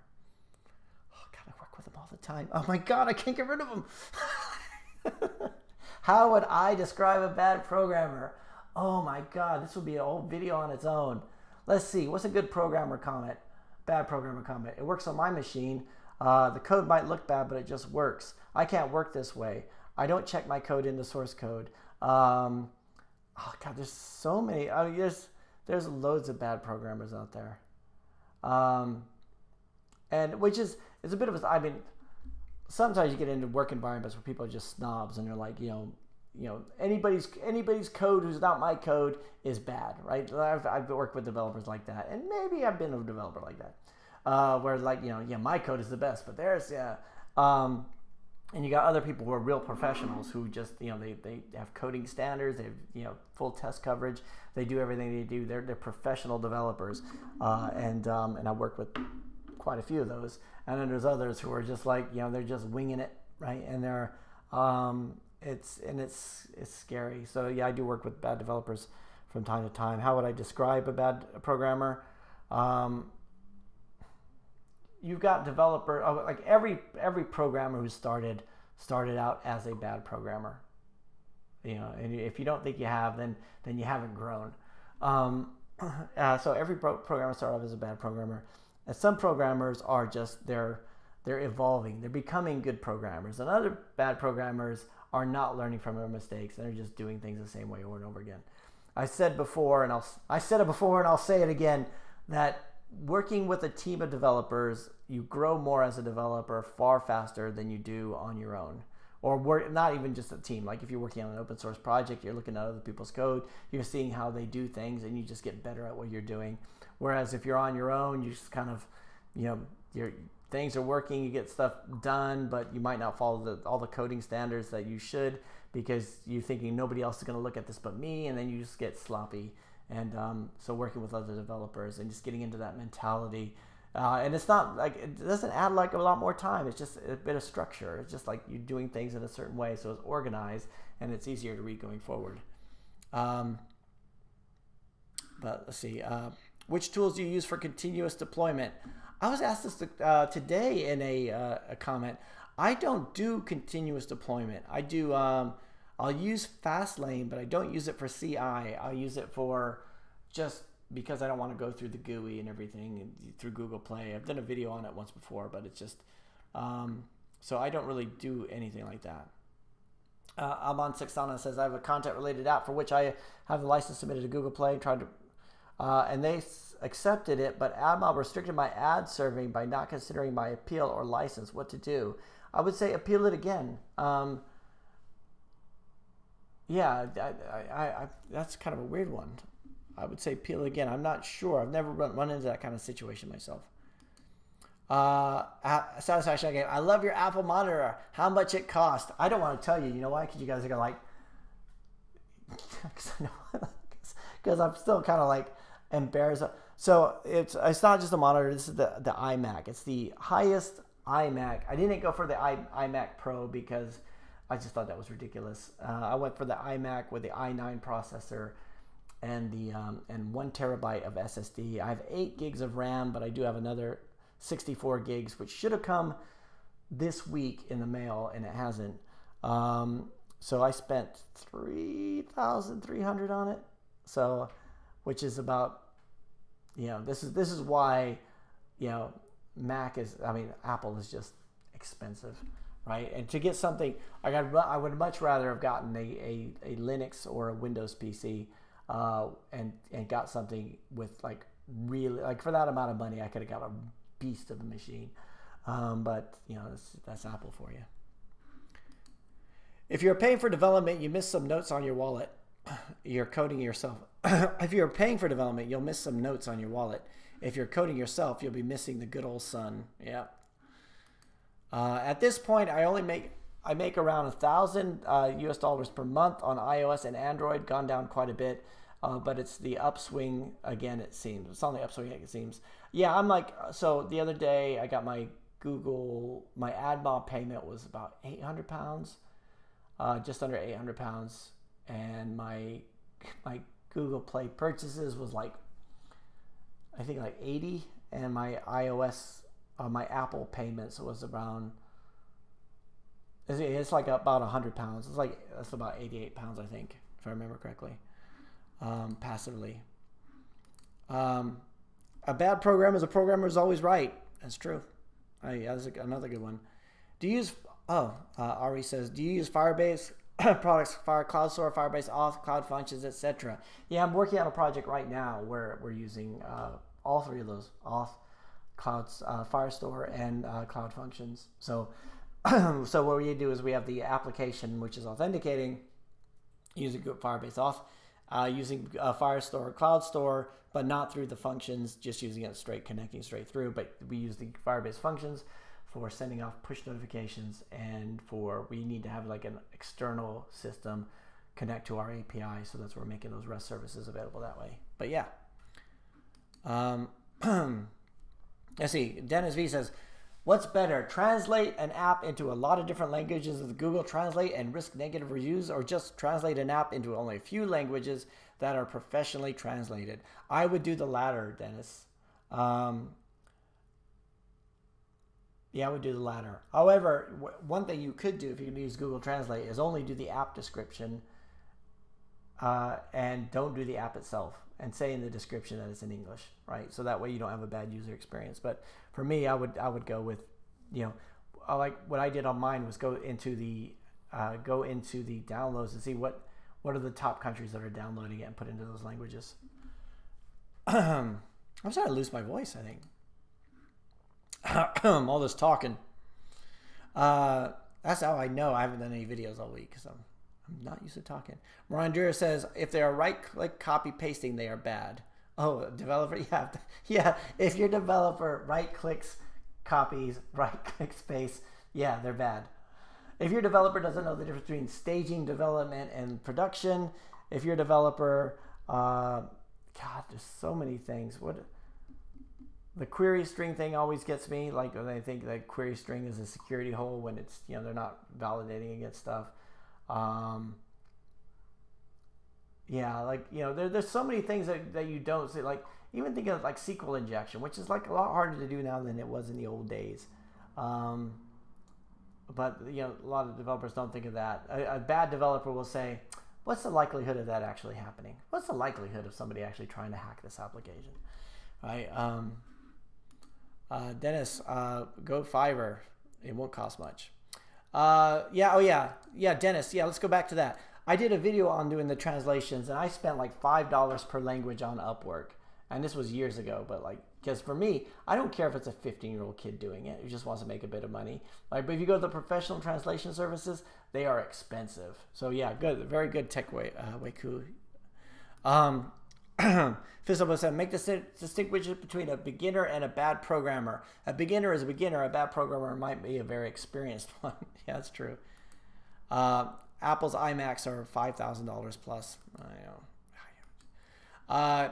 You could have just code on Windows app and do signing, etc. on an old Mac. I thought about that too, but Mirandir, I also do like video editing. Like the whole ecosystem would have to do it. And I thought, do I really want to have like, yeah, because I thought about that too. Going back to Windows and just doing the compilation on a Mac. But a lot of stuff, it's not just a compilation. Like when you're doing like the daily development, just being able to make sure you run it on an iPhone. Like a lot of times, it's not just moving it to the, just for the compilation, the final step. It's like doing the iterative development and just checking to make sure everything works well. Like making sure it doesn't crash if an image is too big or it runs out of memory. A lot of times you don't want to get to the final stage and do that. I had somebody once had to do an app in Unity, and it was just, he was like a viewer of the channel, and he was like, if I just send you this, can you just compile it on a Mac? And I was like, sure, I do that all the time, right? And of course it was filled with bugs, right? And it was like, all of a sudden it was like this thing I was gonna do a favor, it should take me 20 minutes. And then it was like nothing compiled and everything. It was like loads of things to do it. It should have just worked straight away, but it didn't. So it's a lot of times I thought about a lot of that when I got this computer. Cornfuck says, I absolutely love serverless. Solves so many problems without having to manage a server. Yeah, the scary thing about servers is that if a server crashes and you don't know about it, I know you should have like PM2 or something, like some sort of logging that you do, but like it's kind of scary to think that something like that could happen. Whereas if something like that happened on one of the serverless architectures, you should get some sort of notification or it should restart itself. Let's see. Why not both? Good translations for the major languages and Google Translate for the others. That's true. Serverless functions. Let's see. I love all the Firebase products. Are there any big downsides I might be missing? Yeah, it can get expensive. So that's the nice thing about oh my God, I might see the sweat coming through my shirt. That's one of the nice things about Firestore as opposed to the real-time database. Firestore, it's cost based on the read, whereas the real-time database was like the giant JSON node. And we have this application that was like, we had like another server that would update it because the developers, they didn't know how to do cloud functions, which is because, God, I don't know why. It was like one of these things where like so late in the project, and I thought, wait a second, why did you do this in cloud functions? There was always like another server was downloading the entire database, updating all the nodes, and then saving it back. And that download limit was expensive. We reached our limit on the free like within the 1 day, and we reached the paid the Blaze one, which we reached that in like 3 days, and then it ended up like this application is going to cost thousands to run because of this automated like with no users. Like so that could be one of the downsides is that you do pay for it, but at least you have those little so Firestore is nicer because you're paying based on the reads of the nodes, the documents that you actually communicate with. Satisfaction again. Eric, I'm a student of architecture and I'm going to have my degree after 2 years, and your show makes me so much interested in programming. Which software will you suggest for a beginner programmer? God, in 2 years' time, I don't know. I would say I still think Flutter's a good one to go with, even though I'm doing Xamarin. But I kind of have the C# background. Let's see. You can't deploy a Huawei store because it relies on Google Play services. Oh, if you use Firebase Auth. I didn't know that. Or Amazon store. Oh, well, that's a big... I didn't know about that downside. Thanks, Corchfunk. True, you need to test everything on an iPhone. Fist007 says, pizza time, it seems. Yes, today. Again, I don't... Sorry. Maybe I'm a little bit too excited about pizza time, but tonight, just my son and I here, we've been having oven pizzas since the lockdown started, And tonight I am going to go to just like a mile down the road. I'm going to go to Papa John's and I'm going to get like a big, nasty, greasy takeout pizza. So we're going to, finally bring it back to that bit. I've gone for dinner and some fun and had some fun, and the live stream is still going on. You left and came back and you left us here? Should have told us. We all would have gone. You should have invited us. It seems that it's really hot in the UK at the moment. It's really hot in this flat. I've got the windows closed because of all the traffic outside. Eric, you seems like you're blazing in heat. Dude, I'm hot. Everyone says so. Hot. Just do it with a bit of thought, and you won't have any issues with cost on Firebase. It's expensive, but so is renting a server. That's true. And Sheepdog says, hi, Eric. A bit late, it seems. Yeah, you know what, Sheepdog? We're just about to finish. We're just about to leave. Stop eating supermarket pizzas. You'll die young. I'm not. Too late. Have a good day. Thanks, Sheepdog. Hey, everybody. Thanks for joining the live stream this week. I am going to open these windows and turn the fan on full blast. And then I'm going to go get some pizza. Thanks for joining us. This was fun. Fun this week. We'll do it again next week. I'll try to get some videos out during the week. And I hope you guys stay healthy, stay safe, and have a great weekend. I'll talk to you guys later.